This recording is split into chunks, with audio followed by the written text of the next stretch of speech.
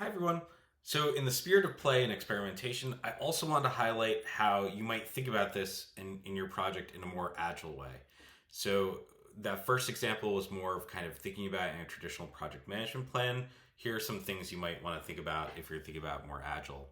So, Agile is really focused on this idea of the Agile manifesto and kind of focused on shipping products that are effective and responsive to your customers.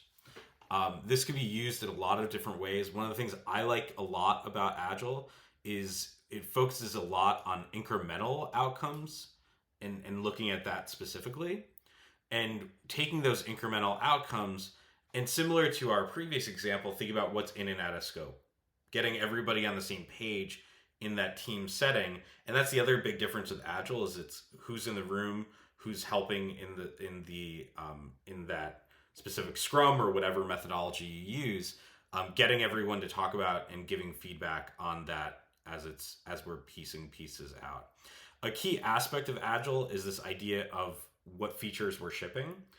What are the things that we're looking to add? So in an instructional design project, you could think of this in a couple of different ways. You could think of this as being more of a focused deliverable, given the amount of time we have for the semester and for a specific piece of that within the semester.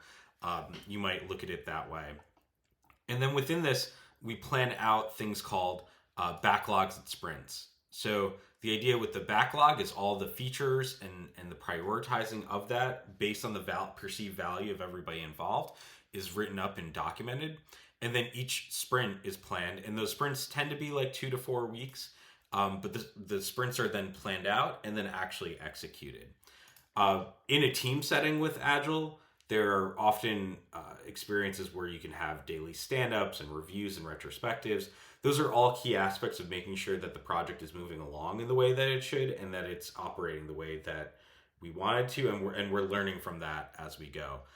One of the things with Agile is it's, I think, more geared towards failure being okay because you're working in smaller ways, but the key idea is that you're actually getting people together and talking about it and consensus building around it.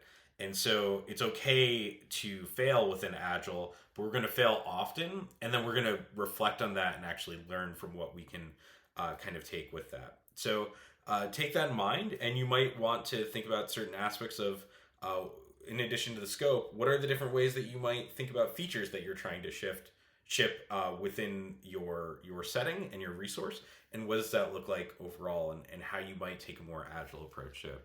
Thank you.